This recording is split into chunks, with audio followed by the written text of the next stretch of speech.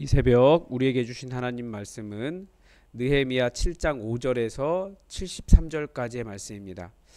우리 길기 때문에 5절에서 7절까지 읽고 그리고 넘어가서 73절 마지막 절을 읽도록 하겠습니다.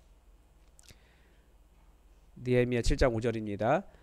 하나님이 내 마음을 감동하사 귀족들과 민장들과 백성을 모아 그 계보대로 등록하게 하심으로 내가 처음으로 돌아온 자의 계보를 얻었는데 거기에 기록된 것을 보면 옛적에 바벨론 왕 느부갓네살에게 사로잡혀 갔던 자들 중에서 노임을 받고 예루살렘과 유다에 돌아와 각기 자기들의 성읍에 이른 자들 곧 스룹바벨과 예수아와 느헤미야와 아사랴와 라하мя와 나하마니와 모르드게와 빌산과 미스베렛과 비그베와 느훔과 바하나와 함께 온 이스라엘 백성의 명수는 이러하니라. 73절입니다. 이와 같이 제사장들과 레위 사람들과 문지기들과 노래하는 자들과 백성 몇 명과 느님 사람들과 온 이스라엘 자손이 다 자기들의 성읍에 거주하였느니라. 아멘. 하나님은 이스라엘을 하나님을 예배하는 자들로 부르셨습니다. 하나님은 왜 우리의 예배받기를 그토록 기뻐하실까요? 우리가 위대해서가 아닙니다. 하나님은 약한 자들, 세상에서 영광이 없는 자들의 예배를 받기를 기뻐하시는 하나님입니다. 참 이해할 수 없는 부분이죠. 세상의 왕이나 세상의 논리와는 완전히 다릅니다. 그래서 하나님 닮은 성도들은 강한 자보다 약한 자들을 더 좋아합니다. 아마 강한 사람들, 강한 삶을 추구하는 사람들은 잘 이해가 되지 않을 수도 있습니다. 하나님의 마음이 왜 우리처럼 훌륭한 사람, 강한 사람, 하나님께 드릴 게 많은 사람 그렇게 하나님께 영광을 올릴 만한 사람이 아니라 아무것도 드릴 것 없는 사람들을 그렇게 사랑하실까요? 우리 인간의 마음으로는 절대 이해할 수 없는 부분들이 있죠. 한편으로 이해가 되지만 설명할 수 없는 것들이 있습니다. 하나님은 정말 사랑이 많으신 부모님이신 거예요.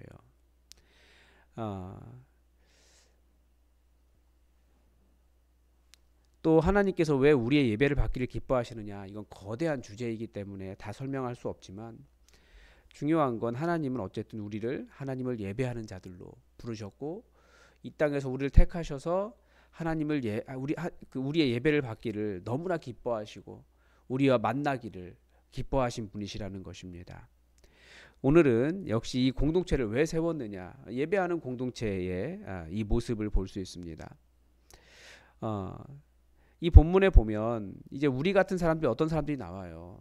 다들 죄의 포로였다가 그 바벨론의 포로였다가 본토로 돌아온 사람들입니다. 그러니까 우리도 죄의 포로였다가 하나님께 돌아온 사람들이죠. 아마도 이스라엘의 귀환이 한 3번 정도 이뤄진 것으로 이렇게 보이는데 지금 마지막입니다. 마지막으로 돌아온 사람들의 수를 세는 것이죠. 그런데 이것은 단순히 이스라엘의 족보를 기록한다는 의미가 아닙니다. 일일이 기록한 이유가 있는 거죠.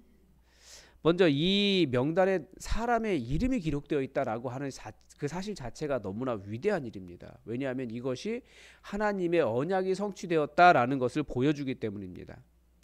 하나님의 언약은 예루살렘 성과 그 유다 땅 안에 다시 사람을 살게 하시는 것이었습니다. 그 황폐한 땅에 다시는 사람이 살지 못하게 하겠다라고 하신 땅에, 아시리아 같은 경우에는 정복하고 그 땅에 소금을 뿌려버린 그 땅에 다시 사람이 살기 시작했다. 도저히 그 땅에 누군가 와서 살아갈 수가 없는 곳이었는데 하나님께서 다시 살리셨다라고 하는 그런 하나님의 언약의 성취의 증거라는 거죠. 저는 이 부분을 보면서 항상 생각나는 게 있어요. 그 하나님의 언약, 그 이사야서에 나온 하나님의 언약, 과부의 노래를 기억합니다. 사람들은 과부의 노래라고 부르지 않는데 제가 과부의 노래라고 부르는 거예요. 왜냐하면 하나님께서 나중에 돌아온 사람들을 보면서 여기서 말하는 과부는 전쟁통에 자기 자녀가 죽은 여인을 이야기하는 거예요. 남편도 죽고 자녀도 죽고 슬픔 속에 살아가면서 그 쓸쓸한 땅, 사람 잡혀가 버리고 황폐화된 땅을 바라보고 있는 한 슬픈 여인이죠. 그런데 나중에 그 바벨론에서 자기가 낳지 않은 자녀들이 엄청 돌아오는 거예요. 마치 그 어린 양을 품에 안듯이 품에 안고 어깨에 지고 자녀들을 이렇게 하면서 많은 무리가 쫙 오는 거예요. 짐 싸가지고. 그러면서 남편 죽고 자녀 죽고 아무런 희망이 없다고 생각했던 과부가 이런 노래 부른다라는 거예요. 내가 낳지 않았는데 어디에서 이런 자녀들이 돌아왔는가. 그게 예언자가 노래한 그 귀환의 장면이었거든요. 그런데 그 땅에 거주하는 사람들의 이름이 기록된 것입니다. 이것이 하나님의 회복의 언약이 성취되었다라는 증거였다는 거죠. 저는 이 과부의 노래를 생각하면서 항상 우리 교회를 생각합니다. 그리고 그 노래를 부르면서 기억하면서 청년부를 위해서 기도했거든요. 하나님, 우리가 낳지 않았지만 이 땅의 청년들이, 하나님께서 낳으신 백성들이 교회로 들어오게 해주십시오. 하나님은 폐허가 된 땅에 다시 사람을 살게 하시는 분이십니다. 생명으로 풍성하게 하시는 분이에요. 밤나무 상술이 다 배임당해도 그루터기가, 하나님의 거룩한 자들 그 그루터기가 남아있으면 얼마든지 다시 새싹이 나게 하셔서 풍성하게 만드시는 분이 하나님이십니다. 한국 교회가 지난 세기에 누렸던 은혜가 이것입니다.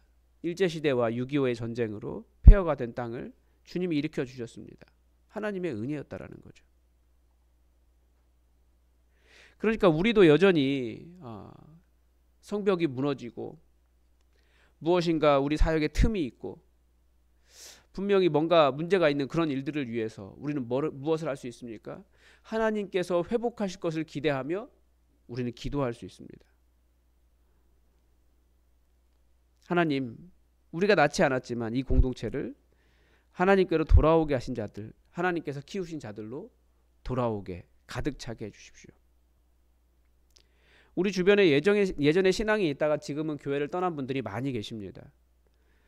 그들의 신앙이 진짜였냐 가짜였냐 이런 것을 평가하기 전에 다시 하나님을 예배하는 자리, 하나님의 말씀을 듣는 자리가 회복되지 않으면 하나님을 알 수 있는 방법이 없거든요. 하나님, 돌아오게 해주십시오. 우리도 이 정체성을 기억할 필요가 있습니다. 우리도 예수님의 피를 통해 죄의 노예에서 하나님의 자녀가 되어 이 교회로 돌아온 사람들입니다. 죄인을 통해 영광 받으시는 하나님의 증거가 바로 저와 여러분이라는 거죠. 우리가 교회에 이름을 등록하는 교회에 이름이 등록된 것은 거룩한 백성이라는 증거이기도 해요. 지금도 이 시대에 교회가 살아있다는 사실은 우리 하나님께서 여전히 교회를 통해 일하고 계신다는 것을 보여주는 표시이기도 합니다. 하나님은 여전히 우리를 통해 예배받기를 기뻐하신다는 뜻입니다.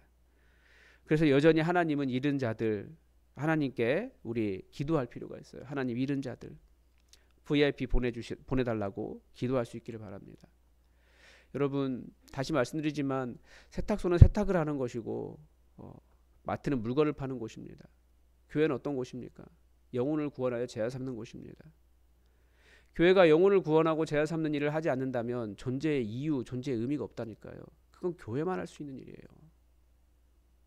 그런데 교회가 영혼 구원하고 제자 삼는 일보다 우리 다른 일들 더 집중할 수 있어요. 얼마든지 이름을 내고 우리를 멋있게 보이고 그래서 사람들을 모으려고 하는, 동원하려고 하는 그런 일들을 할 수 있어요.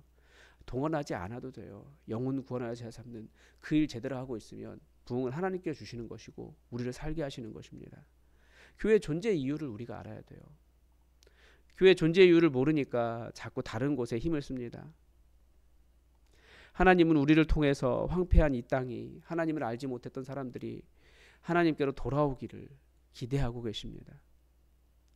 그런데 이 공동체에 또 다른 특징이 있죠. 바로 예배하는 공동체였기 때문에 족보가 확실하지 않은 제사장들은 우림과 둠밈을 가진 제사장이 일어나기 전까지는 제사장이 먹는 거룩한 음식을 먹지 못하도록 했습니다. 우리 시대의 개념으로는 이해가 안 되죠. 사람이 사람이지 무슨 관계가 있을까 생각하지만 우리는 실제 눈에 보이는 눈에 보이는 거룩을 많이 잃어버렸어요. 그 거룩이 아닌 게 아니거든요. 이 거룩은 구별입니다. 우림과 둠밈을 가진 제사장이라고 해서 똑같은 사람이지 더 뛰어나겠습니까? 뭐 하나님의 말씀을 더 안다고 해서 겉모양이 막 빛이 납니까? 그러지 않아요. 근데 우리가 질서를 존중하는 이유는 그게 하나님께 주신 질서이기 때문에, 우리 하나님 질서의 하나님이기 때문에 그 눈에 보이는 구별을 통해서 우리는 거룩을 추구한다라는 것도 기억할 필요가 있습니다. 우리 하나님께서 사랑이 많으신 하나님이시지만 그렇다고 질서와 법이 없으신 분이 아니십니다. 우리가 헷갈리는 지점이 이것이죠. 하나님은 사랑의 하나님이기 때문에 행위를 통해서 구원받는 것이 아니기 때문에 우리는 마음대로 해도 된다고 생각합니다. 이 시대에 많은 성도들이 오해하는 것이 그것입니다. 하나님은 나를 사랑하셔. 그러니까 내 마음대로 살 거야가 돼요. 내가 이렇게 살아도 하나님은 나를 사랑할 거야. 틀린 말은 아닌데 그렇게 살면 안 됩니다. 복음은 율법주의도 아니고 자유주의도 아니에요. 법을 통해서 내가 구원받는다는 것도 아니고, 무엇인가 좋은 행위, 공로의, 자기가 있어서 구원받는다는 것도 아니고, 그렇다고 하나님께 나를 사랑하시니까 마음대로 살아도 된다 이런 뜻도 아니에요. 그래서 모양은 똑같을 거예요. 예배의 자리를 지켜가고, 주님께서 말씀하신 것을 마음속으로 결단하며 그것을 이루고, 어떤 행위가 나타나는 것은 똑같지만 그 마음의 동기가 무엇 때문에 라고 하는 것은 완전히 달라지는 거죠. 그러니까 이 시대에는 하나님께 마음을 드리지 않고도 죄송한 마음이 없어요. 사실 하나님께서 원하시는 것은 우리 중심이거든요. 하나님을 소중히 여기는 것이 떨어진다라는 겁니다. 그래서 예배의 자리를 이탈하는 것도 그렇게, 우리는 이 시대는 그렇게 어려워하지 않아요. 사실 하나님께 굉장히 죄송한 마음을 가지고 있어야 되거든요. 하나님이 그것 때문에 너 죽어봐라 이렇게 하지는 않으시겠지만, 그래도 때로는 내가 하나님께 잘못해서 그런가, 그런 마음도 필요해요. 하나님이 내 앞에 계시다는 생각을 항상 하는 거죠. 제 11계명 안 들키면 된다, 이게 아니라는 거예요. 하나님은 절대 속는 분이 아니시고, 나의 고상한 말투와 흠 없는 윤리적인 삶 때문에 우리를 더 나은 존재라고 판단하지는 않으십니다. 계속해서 질서를 이야기하게 되는데, 하나님의 공동체의 직분, 하나님의 공동체 안에는 직분이 있고, 그것을 통해서도 예배하도록 하신 거죠. 거룩을 이루며. 우리에게 부여하신 질서를 존중하는 것도 하나님께 구별된 마음입니다. 결국 이 공동체는 하나님을 예배하는 공동체였습니다. 그래서 그 성벽이 완벽하게 세워진 것에 대해서 하나님께 감사하면서 마칩니다. 여러분, 우리도 교회를 세워갑니다. 눈에 보이는 것들도 우리가 잘 채워가야겠지만, 또 우리 안에 서로를 존중하며 그 자리를 지키는 것도 거룩이라는 것을 기억하고, 또 우리가 함께 모여서 이렇게 조화롭게 살아가는 것이 하나님께 아름다운 예배가 된다라는 것을 기억하면서, 주님께서 믿는 자들을 부르셔서 함께 더불어 살아가도록 하신 그 뜻을 헤아리며 우리가 그것 자체로 구별되어 하나님께 영광을 올려드리는 그런 삶이 될 수 있기를 바랍니다. 오늘도 하나님의 뜻이 우리에게 이루어지기를 주기도문으로 기도하겠습니다. 하늘에 계신 우리 아버지, 아버지의 이름을 거룩하게 하시며 아버지의 나라가 오게 하시며 아버지의 뜻이 하늘에서와 같이 땅에서도 이루어지게 하소서. 오늘 우리에게 일용할 양식을 주시고, 우리가 우리에게 잘못한 사람을 용서하여 준 것 같이 우리 죄를 용서하여 주시고, 우리를 시험에 빠지지 않게 하시고 악에서 구하소서. 나라와 권능과 영광이 영원히 아버지의 것입니다. 아멘. 여러분, 우리에게 잃어버린 자들, VIP들, 예전에 신앙에 있다가 교회를 떠난 사람들 다 돌아오게 해달라고, 이 비어있는 땅이 하나님을 예배하는 자들로 가득 차게 해달라고, 내가 낳지 않았지만 하나님께서 기르시고 하나님 백성으로 만드신 사람들을, 우리 청년과 3040 세대와 청년과 우리 청소년과 어린이들이 이 교회에 가득 차게 해달라고, 하나님 이 황폐한 땅이 주님의 생명으로 넘쳐나게 해달라고 여러분 함께 기도해 주시기 바랍니다. 다 함께 기도하겠습니다.